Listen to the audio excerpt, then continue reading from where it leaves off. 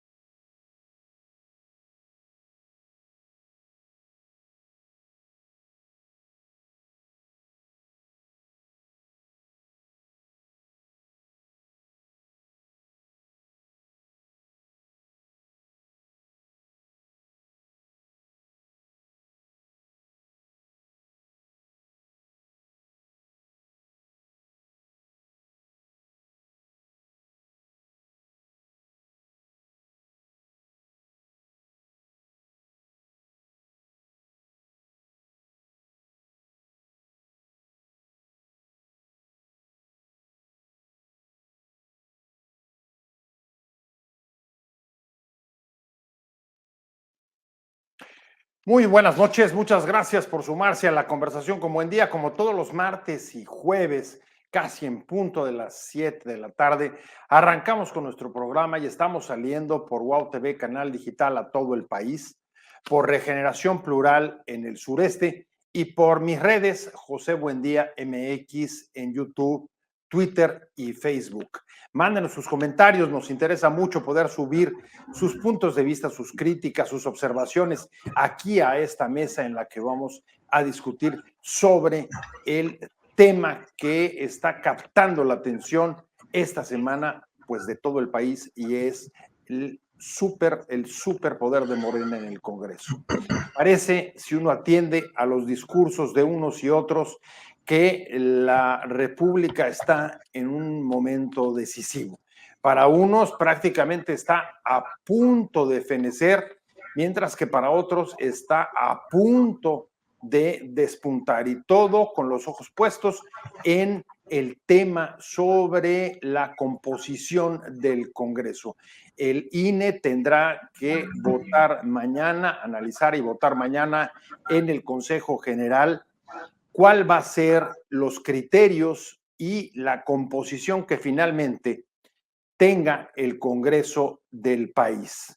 Se perfila que van a impulsar el que Morena tenga mayoría calificada en el Congreso, aunque es mucho menos probable que eso ocurra en el Senado. Sin embargo, la historia todavía está por escribirse y hay consejeros que ya han deslizado propuestas distintas, o más bien criterios distintos para hacer la distribución de los curules en la Cámara de Diputados. Vamos a ver qué sucede, pero por lo pronto vamos a analizar este momento que parece decisivo, porque de la composición del Congreso dependerá el que puedan transitar las 18 reformas constitucionales que el presidente López Obrador presentó el 5 de febrero pasado, comenzando por la reforma a la justicia, que ha causado un enorme impacto en el sistema, no solo de justicia, sino en el sistema político e incluso más allá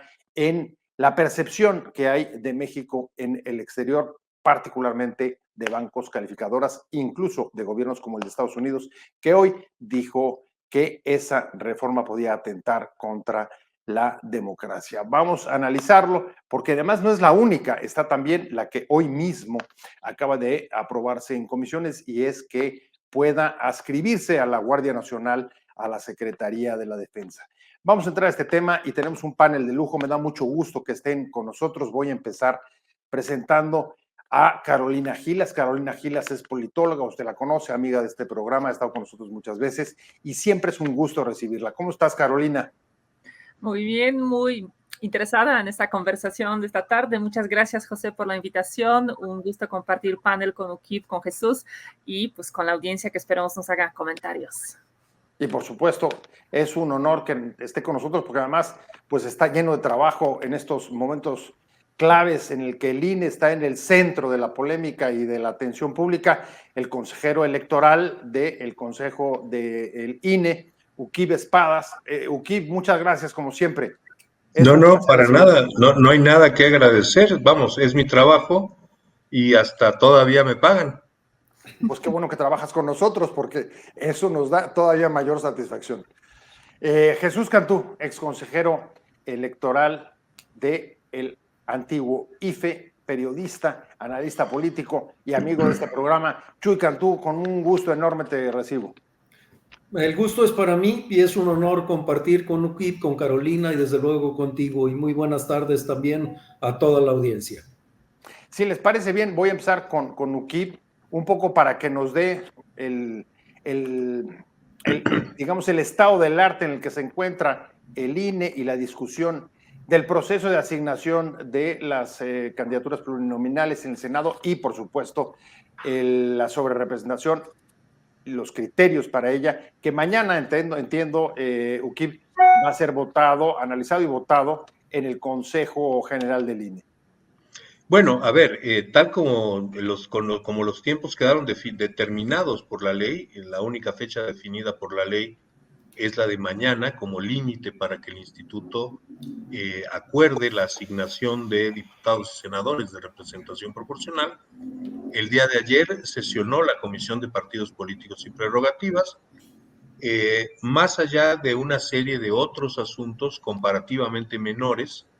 El gran tema de debate fue si de la lectura e interpretación gramatical, funcional, sistemática, teleológica e histórica de la Constitución se concluía que para efectos de la sobrerepresentación permitida a cada partido en la Cámara de Diputados, si la sobrerepresentación permitida por la Constitución era para cada partido o para cada coalición. No tengo mayor problema. Probablemente muy pronto pase yo a ser exconsejero del INE, como dice mi tira de presentación, pero por lo pronto todavía soy consejero del INE. No, perdónanos esto, no pienses que hay ninguna animosidad al respecto, es un error nuestro que ahora mismo vamos a corregir, discúlpanos. No adelante, vísperas. Pero esto no es ningún pronóstico ni ninguna expectativa, al contrario, lo que queremos es que sigan ahí. Bueno, yo ya no sé, la verdad. No, miento, evidentemente auténticamente es un privilegio estar acá, pero bueno, como otros privilegios, tiene momentos muy complicados, este es uno de ellos. Es muy claro que ha habido un debate a nivel de medios de comunicación y partidos políticos, organizaciones no gubernamentales, en relación a cómo leer la Constitución. Esto, por un lado, ha sido un debate novedoso. Ojo, yo no digo novedoso como si automáticamente esto fuera una virtud, pero es un hecho, es un debate que no se había dado en el pasado, en relación con la posibilidad de que el 8% de sobrerepresentación se aplicara a las coaliciones y no a los partidos políticos en lo individual.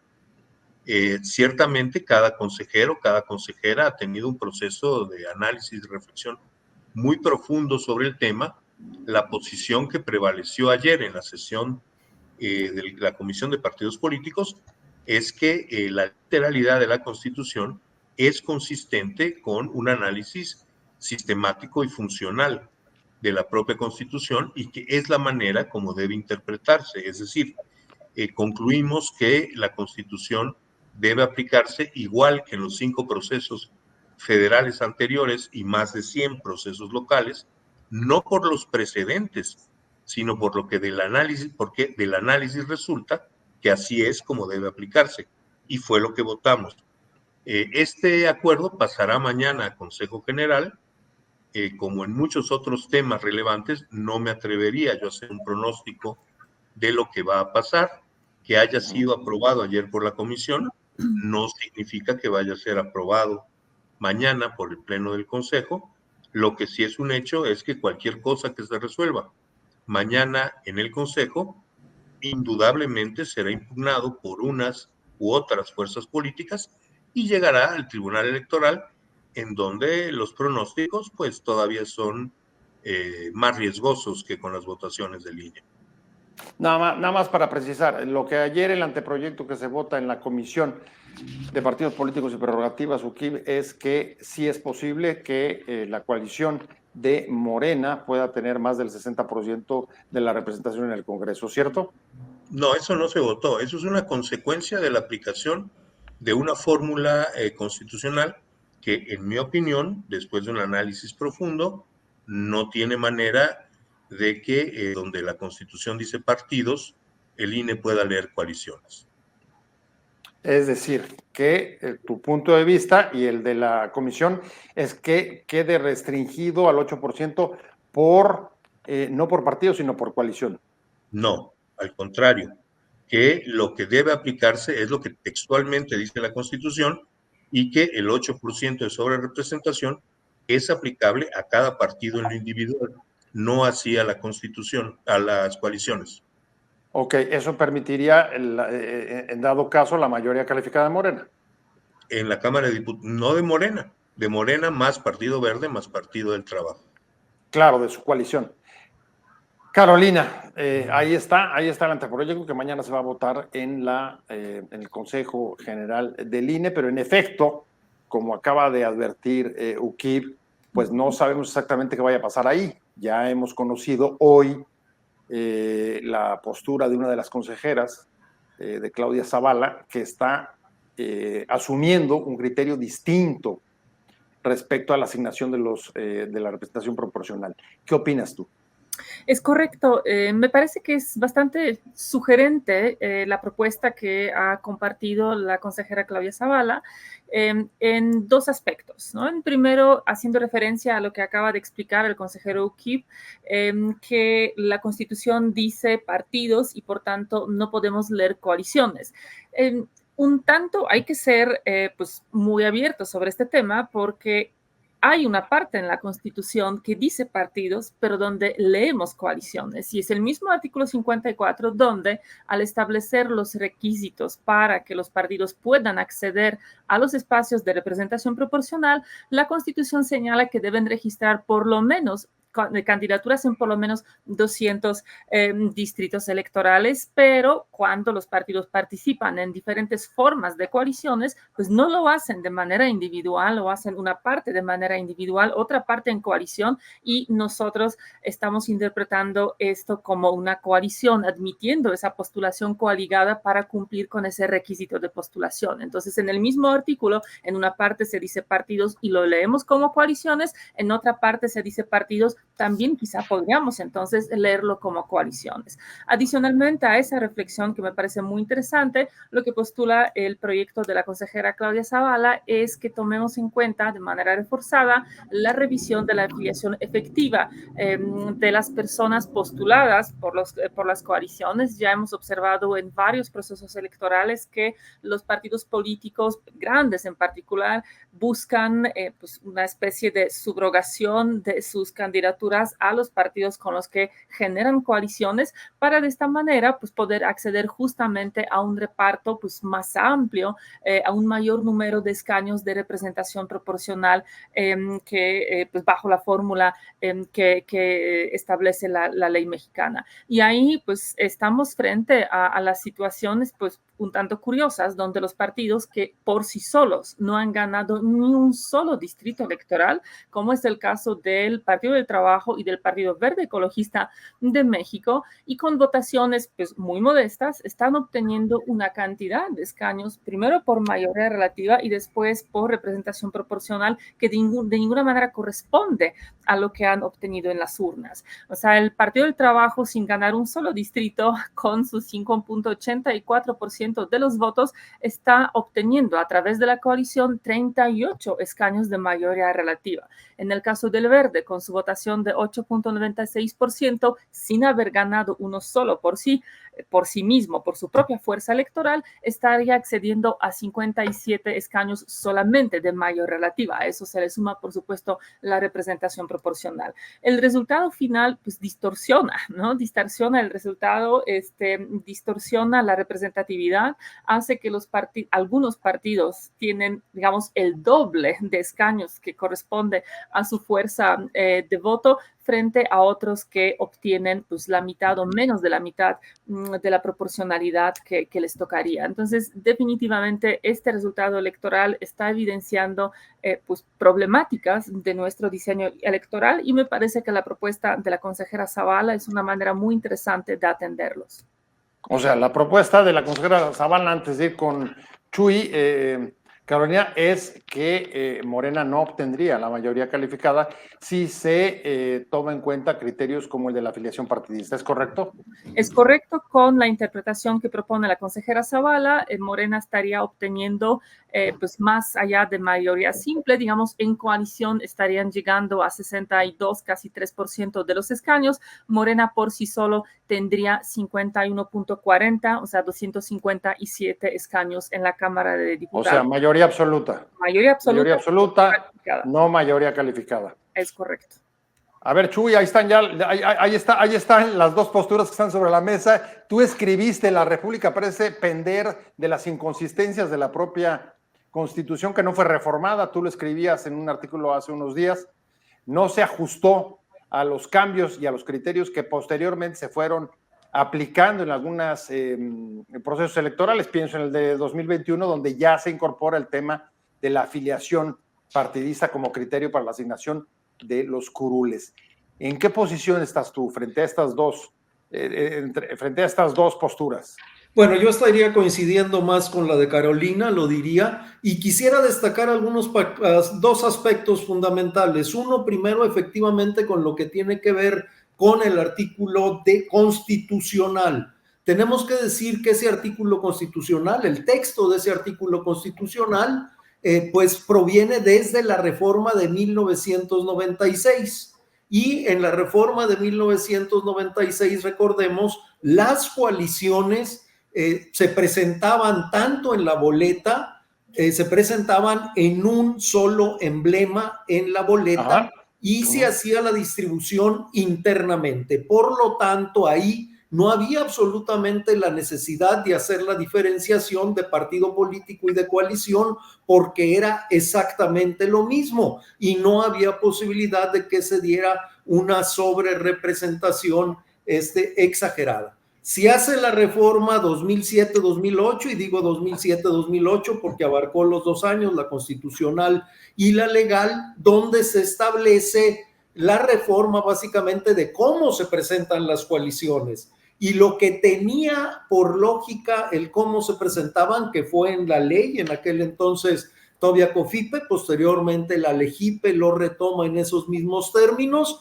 y ahí lo que se buscaba era evitar, déjame llamarlo, el que los partidos estos negocio, los partidos chatarra, siguieran sobreviviendo a partir de la transferencia de votos que hacían los partidos más votados a aquellos partidos que inclusive no llegaban a obtener primero el 2% y posteriormente el 3% de la votación general. Aquí hay que decirlo, los primeros que están en deuda son los legisladores, que no han hecho su chamba y que deberían haber adecuado y revisado para no dejar lugar a estas interpretaciones.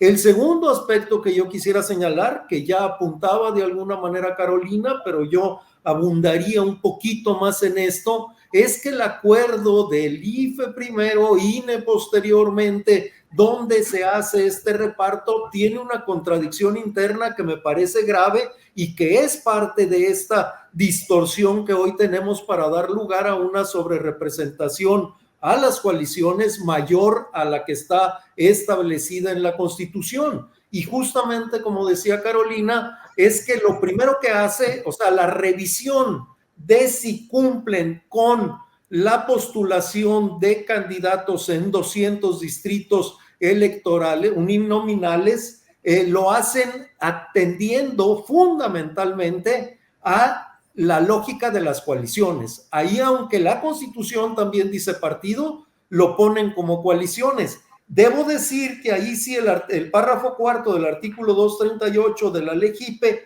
señala en su que se podrán acreditar estos 200 distritos por el propio partido y las que correspondan a la coalición parcial o flexible. Pero la interpretación que hace el INE hoy, es de que corresponden todas las de la coalición, lo cual creo que es totalmente inadecuado. O sea, es decir, si vamos a hacer el análisis por partido, tendrían que tomarse aquellos candidatos de la coalición que tienen afiliación efectiva al partido político respectivo, y habría ver que sumen esto. No incluye inclusive este artículo de la LEGIPE a la total, porque en la total automáticamente solo uno de las fuerzas posibles tendría la posibilidad de cumplir con estos 200 distritos electorales. Pero yo creo que la gran contradicción interna que tiene este acuerdo es que la valoración de requisitos la hace por coalición, pero el reparto de curules lo hace por partido político. Y aquí es donde obviamente esto se multiplica de manera importante. Y aquí también hay que decirlo, obviamente de 1996 a 2006 no hubo absolutamente ningún problema porque todavía las coaliciones se presentaban con un solo emblema. En las elecciones de 2009 y 2012, en términos generales, las coaliciones fueron bastante, o sea, eran por partidos minoritarios básicamente, y entonces no representaron absolutamente ningún riesgo. En las primeras donde se manifestó un poco más de sobrerepresentación ya como coalición fue en la de 2015, y donde se prendieron las alarmas fue en la de 2018. Y creo que esto no se ha resuelto. También quiero decirlo que creo que los principios, de acuerdo a las revisiones de las sentencias del tribunal, a jurisprudencia, inclusive a sentencias de la propia Suprema Corte de Justicia, sí van perfilando que los que establecen como máximo que puede tener una fuerza política es precisamente por los 300 diputados, que es lo que señala también este artículo 54. Hay que decir que esto equivale justamente al 60% del total de la Cámara. Creo que subyace en esto, obviamente, la intención de que la Cámara siempre, o sea, que el partido y la fuerza política que obtenga mayor porcentaje de curules tenga la posibilidad de gobernar, pero no de reformar la Constitución. Y conciliar. Y esto lo plasma el legislador en 2016 para los consejos ciudadanos de las alcaldías de la Ciudad de México. Creo que ahí todavía refuerza lo que son los antecedentes de interpretaciones del tribunal y de la propia Corte. Entonces, sí señalo que creo que hay una inconsistencia con lo que se está aplicando. Quiero aclararlo, que no es una inconsistencia que se le deba a este consejo, nada más para que tampoco eso quede. No, está claro. Es una consistencia en la ley. Desde el 2009.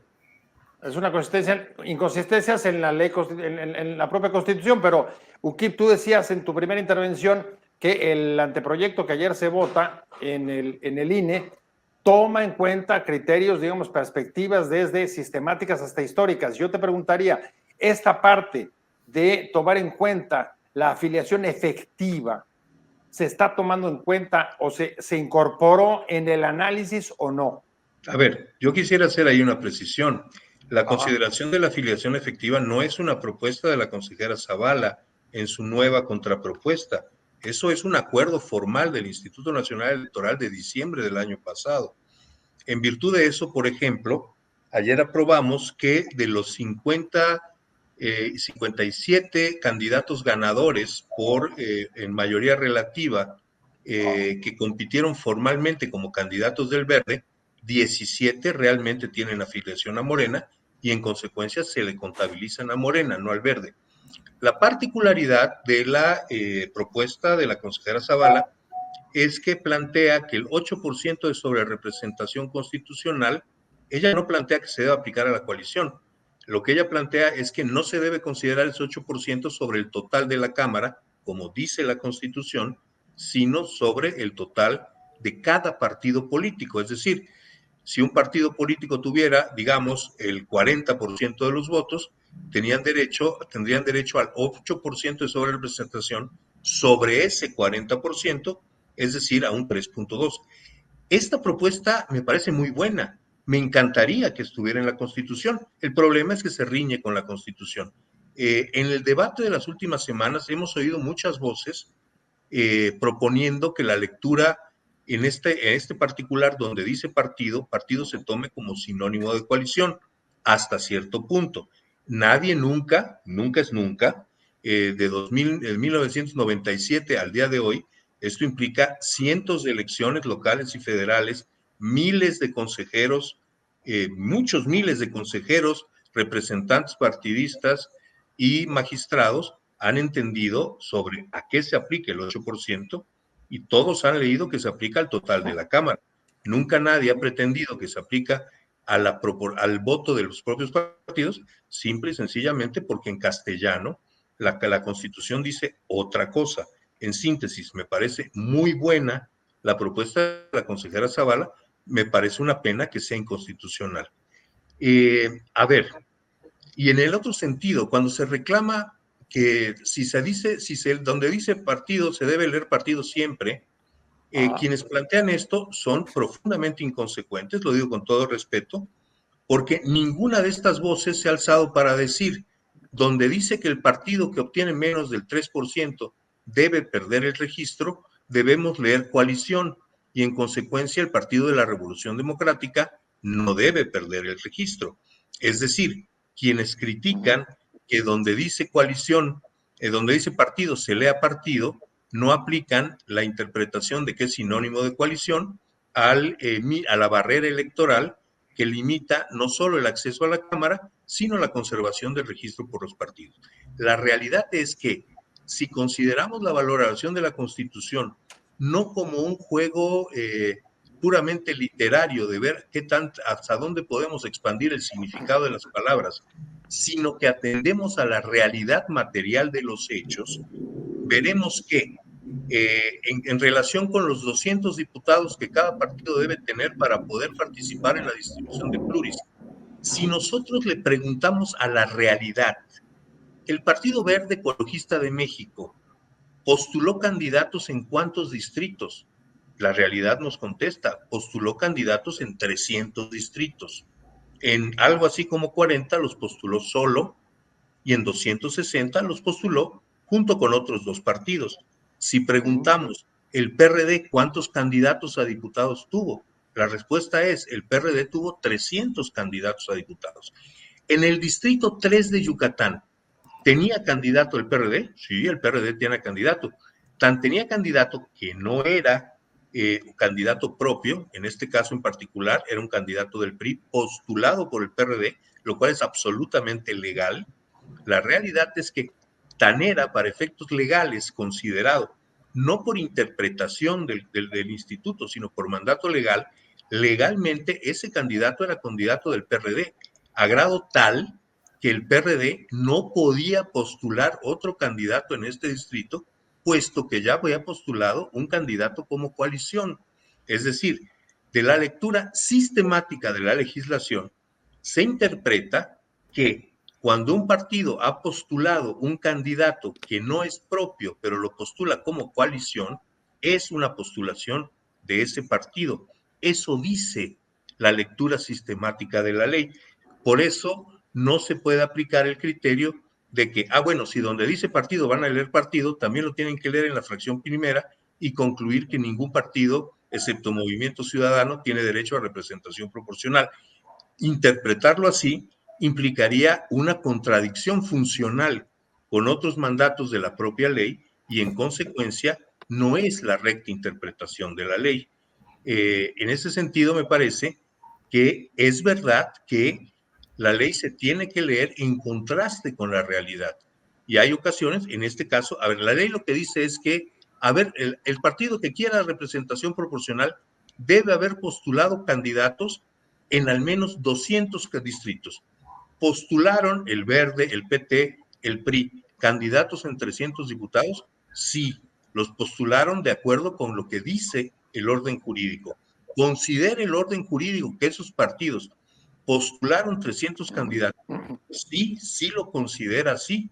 Tan lo considera así que ese partido está obligado en lo particular a financiar al candidato de la coalición, a emitir propaganda por el candidato de la población, de la coalición, y está impedido para postular un candidato distinto. Es decir, no se puede asumir ahí sí con pues enorme inflexibilidad que tenemos que interpretar todo lo que dice partido como que dijera coalición. Es que el análisis sistemático de la ley no abona a eso, no nos dice eso. En cambio, cuando se pretende, a ver, me parece a mí tremendamente antidemocrático que un partido logre una enorme sobrerepresentación y 8%, 40 diputados, que en el 96 podían no ser muchos, pero que en 2024 son muchos. Así es, así es. ¿Es correcto que un partido tenga 40 diputados que obtiene por mandato de ley y no por voto popular? Pues yo digo, no, no es correcto. Pero yo no estoy aquí para juzgar la Constitución. Yo estoy aquí para someterme a la Constitución. Y no hay lectura de la Constitución que me diga a mí que tenemos una Constitución proporcionalista. Tenemos una Constitución que ha privilegiado históricamente, desde 1924 e incluso antes, desde la Constitución de Cádiz, el orden jurídico en México ha sido que la representación fundamental de la población es la que se obtiene por mayoría territorial. ¿Está bien eso? No, a mí no me parece que esté bien. Como diputado federal propuse otra cosa, propuse la representación directa, pero que yo no esté de acuerdo con lo que dice la Constitución me permite actuar a mí en diferendo con la Constitución de ninguna manera. Y aquí quiero ser muy enfático en un asunto. Se ha esgrimido la interpretación garantista de la Constitución fundada en los derechos humanos. Ya me gustaría a mí que los derechos humanos, que en realidad no son dados ni por la naturaleza ni por Dios, sino que son establecidos por la sociedad, que la proporcionalidad fuera considerada un derecho humano, pero no lo es. Para efectos de lo que a nivel internacional se considera derecho humano, la igualdad del voto se concreta a la igualdad a la hora de emitir el sufragio, no a la hora de obtener representación. Un hombre, un voto. Sí, y ya está. Eso no quiere decir que para el cumplimiento de los derechos humanos, cada voto deba pesar lo mismo en la constitución del Poder Legislativo. Si eso fuera así, los sistemas anglosajones serían considerados violatorios a los derechos humanos. Y nadie ha pretendido jamás que el sistema electoral norteamericano, el sistema electoral inglés o el sistema electoral francés son violatorios de los derechos humanos porque la gente que pierde la elección en su distrito no obtiene representación en el Parlamento. Yo creo que eso es lo más democrático, que así debería ser el orden constitucional en México, pero ciertamente esto no es reconocido como un derecho humano. El derecho a que mi voto pese en la representación nacional, igual que cualquier otro voto, eso no deriva de los derechos humanos y en consecuencia eso limita muchísimo la capacidad del instituto e incluso del Tribunal Electoral para considerar que un mandato textual de la Constitución se riñe con los derechos humanos y en consecuencia es susceptible de ser inaplicado por la autoridad electoral. A ver, insisto, el sistema electoral mexicano ¿es justo? No, no es justo. ¿Podría ser mucho más democrático de lo que realmente es? Sí, sí lo podría ser. Pero el mandato constitucional es el que es un mandato que deriva de antiquísimas concepciones políticas que consideran que la representación por mayoría territorial es la verdadera representación legítima y que la representación proporcional es una representación secundaria. Así ha sido diseñado el sistema político mexicano desde siempre. Creo que eso debe cambiar, pero es el día de hoy Ese es el orden constitucional, que no está a mi merced. Yo estoy a merced del orden constitucional. Ahí hay un punto muy importante que creo entender que sugiere Ukip, ya me corregirá si me estoy equivocando, Carolina, pero cuando dice, bueno, pues evidentemente que hay un tema de interpretaciones, hay distintas interpretaciones desde distintos puntos de vista sobre un orden jurídico o una ley que tiene, decía Jesús Cantú, pues inconsistencias, porque no fue adecuada desde que fue creada en 96. Pero el ejemplo que pone me parece interesante, el ejemplo del PRD y la mayoría calificada para Morena. Estas interpretaciones se aplican o pueden aplicarse de una manera distinta y entonces ya estaríamos fuera, digamos, de la verdad solamente jurídica, porque si un mismo criterio lo aplicas de diferente manera para situaciones similares, pues entonces más bien estamos hablando de política. ¿Es un asunto político el que estamos viviendo? Más allá de las interpretaciones, Carolina, ¿tú qué opinas? Por supuesto que sí. O sea, la Constitución es un documento jurídico, pero también es un documento político. Es la que da articulación a un orden por el cual decide regirse una comunidad política y en general, en muchos casos, pero en particular en lo que tiene que ver con las elecciones, con la integración de los órganos de representación, pues por supuesto tenemos que ser muy claros que las decisiones o las interpretaciones pues son jurídicas, apelan a razones jurídicas, pero también a ciertas ideas, visiones políticas y tienen sin duda detrás de ellas, políticas, ¿no? Detrás de ellas. Yo quisiera decir que estoy muy de acuerdo en dos puntos de los que ha estado señalando el consejero Ukip, pero estoy también en desacuerdo en otros dos, ¿no? En lo que estoy completamente de acuerdo es en esa valoración que hace del sistema electoral mexicano. Yo también lo he sostenido siempre. La Constitución mexicana, lamentablemente, no está buscando proporcionalidad, por el contrario, siempre ha estado buscando mayorías fuertes, ¿no? Y eso quizá, como lo narraba en esa perspectiva histórica hace un rato Jesús, no se ha visto tan claramente en las elecciones previas, digamos, ya de la época de la transición o post-transición, pero en esta se queda muy marcada por cómo se han distribuido las fuerzas, ¿no? Donde siempre ha sido muy visible esa tendencia es a nivel estatal, es de cómo se han asignado y en cómo han quedado configurados los congresos estatales en nuestro país, donde siempre se ha estado dando ese boost, ¿no? Ese incremento de los escaños, llevando a las fuerzas mayoritarias al tope permitido por la Constitución, del tamaño, número de distritos o de esa cláusula del 8%, que también en realidad hay que pensar que es poco afortunada y que no tiene una justificación, digamos, profunda, ¿no? O sea, el 8 salió porque 5 parecía poco, 10 parecía... Podría haber sido 7, podría haber sido 9. Exactamente, ¿no? Entonces, esa es también una lógica ya. Pero estoy de acuerdo con este diagnóstico y también estoy de acuerdo con que, en efecto, así se ha interpretado siempre, ¿no? Hasta el momento, la interpretación ha sido la que está realizando, la manera de realizar la asignación ha sido la que aprobó el día de ayer la Comisión de Prerrogativas. Sin embargo, creo que donde podemos pensar un poco más pues, abiertamente la interpretación de partido frente a la coalición y que no estoy de acuerdo con el ejemplo del PRD es que se trata de dos artículos constitucionales distintos.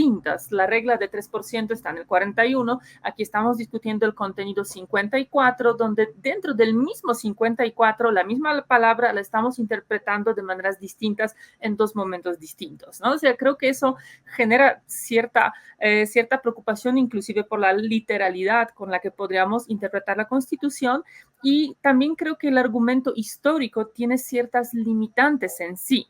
Porque si bien es cierto también que es muy importante que las autoridades sostengan interpretaciones estables, que no estén cambiando la manera en que leen e interpretan las normas de una a la otra, también es muy cierto que a través de las interpretaciones constitucionales, pues hemos avanzado en temas muy importantes más allá de la literalidad de lo que la Constitución dice.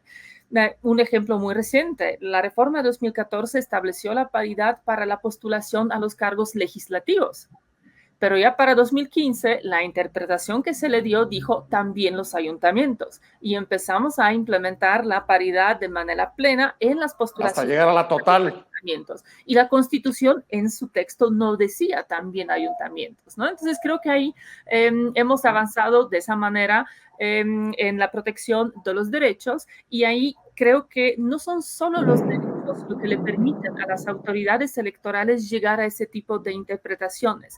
Creo que también el orden constitucional, y aquí estoy pensando en las ideas como las de Ferrajoli, ¿no? De la idea de proteger cierto orden constitucional, de que las interpretaciones deben proteger ciertos valores democráticos que tienen que ser intrínsecos para un sistema y donde la interpretación jurídica tiene que garantizar que esos valores democráticos sigan vivos.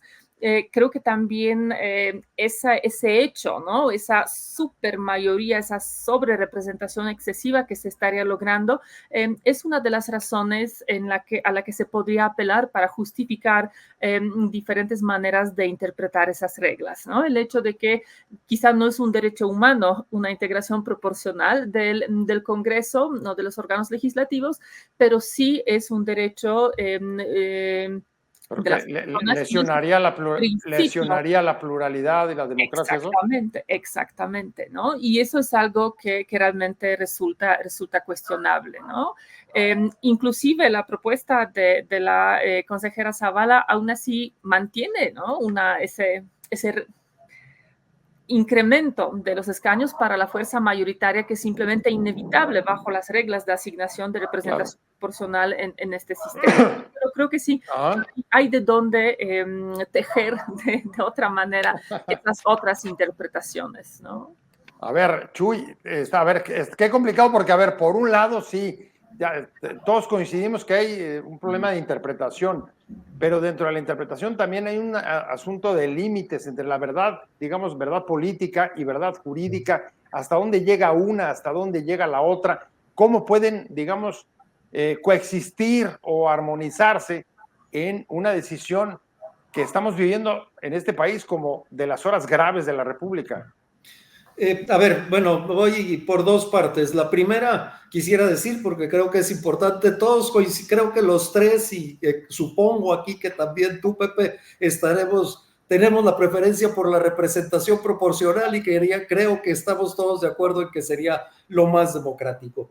Segundo, yo digo que no es un problema de interpretación, es un problema de aplicación de la ley en lo que tiene que ver en que postulen candidatos en 200 distritos uninominales. Y digo que es un problema de lectura de la ley por esto, porque el párrafo 4 del artículo 238 de la Ley General de Instituciones y Procedimientos Electorales señala claramente: se podrán acreditar con las registradas por el propio partido, ahí estamos claros, las que registró el propio partido, y luego, leo textual, y las que correspondan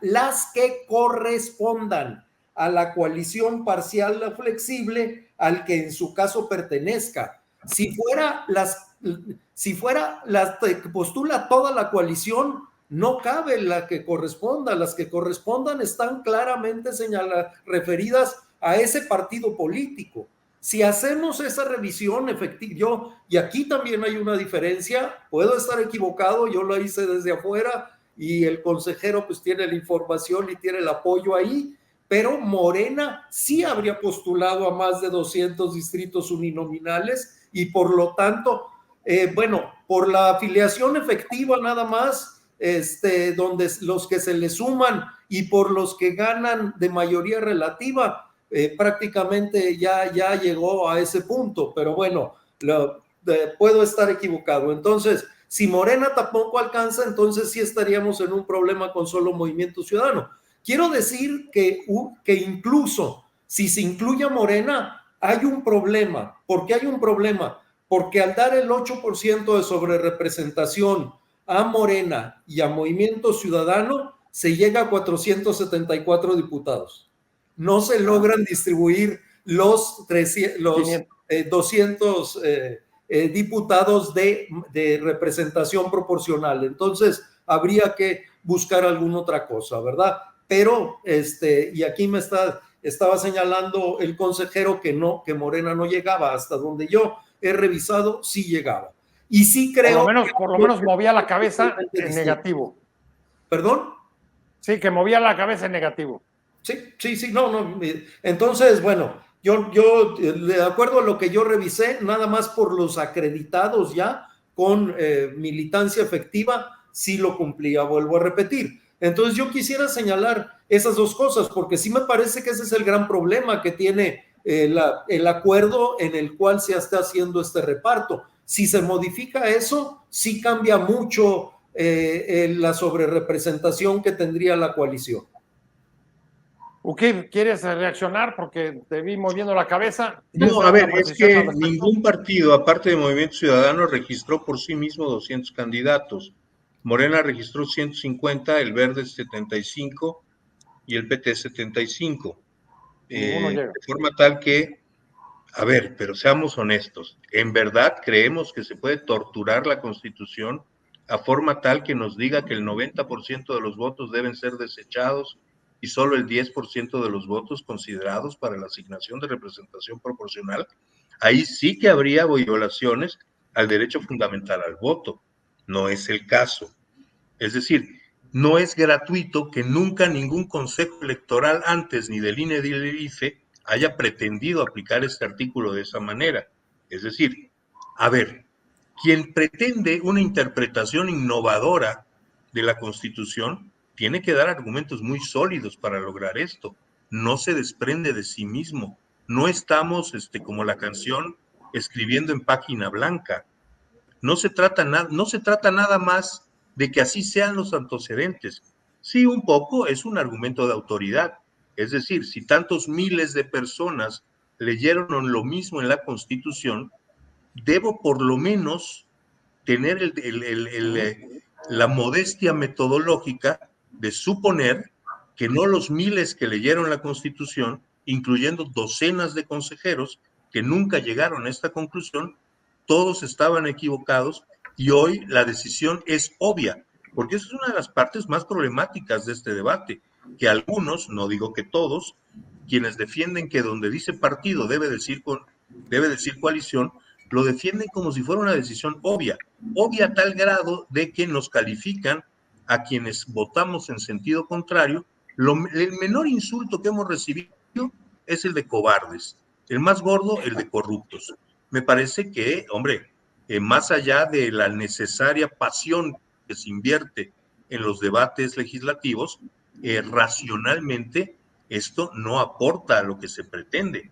Una interpretación innovadora que le propone a una autoridad administrativa, atención, no a un tribunal constitucional, a una autoridad administrativa, ignorar el texto de la ley, debe asumir que la lectura que proponen no es tan evidente como para resolverla en 15 minutos de café. Oye, Ukib, perdón que te interrumpa un segundo. ¿Te estás refiriendo a la carta de los exconsejeros electorales que sacaron? No. Dices de interpretación novedosa. Esa es una carta que tiene argumentos serios. No, en otros espacios se han vertido, en verdad, lo tengo por allá, una colección de insultos de lo más variado. Es decir, he descubierto el agua tibia, y si no está usted de acuerdo en que este es el agua tibia, usted es un corrupto, un cobarde, un vendido, es un rosario de ofensas. A ver, los políticos se supone, y los consejeros somos políticos, aunque muchos de mis colegas no les gusta la idea, se supone que los políticos tengamos la piel gruesa, pero que tenga la piel gruesa y que ignore yo el absurdo de esta actitud son cosas diferentes. Me parece que decir, el que no está de acuerdo conmigo es un traidor, así se ha dicho, traiciona a la República. Mi preocupación no es que nos acusen de traidores. Mi preocupación es que se parte del supuesto de que estamos ante un análisis cuyas conclusiones deben ser evidentes, y eso no es verdad. No hemos invertido cientos, tal vez miles de horas persona en el análisis de estos planteamientos para que pues cualquiera diga, no, pues es que si no aceptan lo que yo no entiendo, pero ya dijo alguien a quien le creo, ese es un traidor. Es complicado. Y por otro lado, a ver, es que me parece que un debate de esta naturaleza tenía que haberse dado en otros momentos, incluso jurídicamente.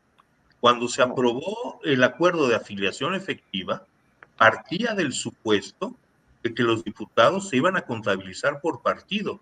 De otra manera, no tenía ningún sentido el acuerdo de afiliación efectiva.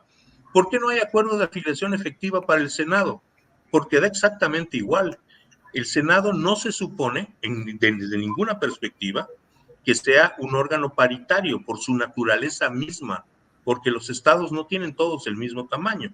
Entonces, vamos, ahí no tiene sentido valorar la afiliación efectiva de los electos. Solo lo tiene en el escenario en que, a final de cuentas, los diputados se contabilizarán por partido. Por cierto, ese acuerdo fue votado por unanimidad de los consejeros. Pues creo que UKIP no quiso decir la palabra que habría que agregar a su comentario, y es las presiones que han recibido los consejeros. Y ahí te diría, Chuy, a ti te tocó la elección del 2000, nada más y nada menos que la salida del PRI después de 80 años en la presidencia. Y yo no recuerdo de verdad un momento de tanta presión como el que estamos viendo hoy sobre el Consejo del INE.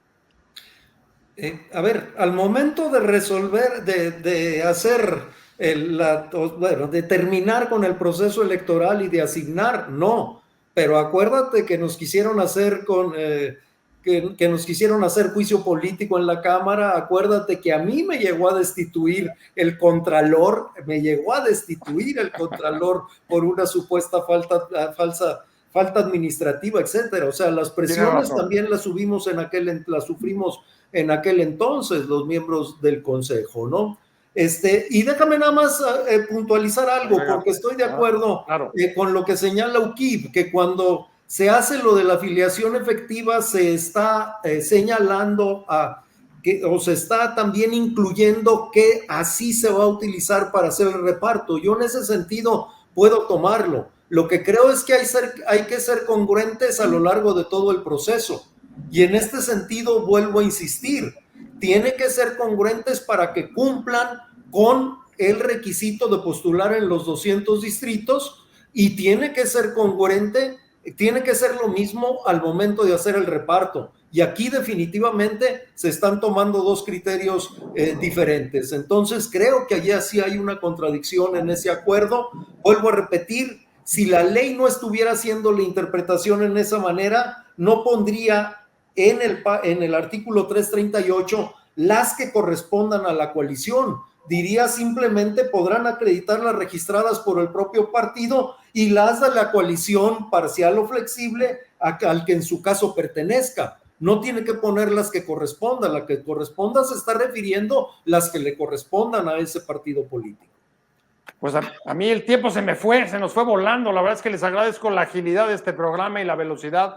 Voy a cerrar contigo, Carolina, porque estaba en deuda con una de tus participaciones, y te diría, ¿tú qué esperas mañana? ¿Qué esperas ver mañana en el Consejo General del INE, que va a ser trascendental, desde luego, comenzando por la aprobación de las 18 iniciativas constitucionales que quiere sacar adelante el presidente? Por supuesto, por lo menos dos de ellas antes de eso.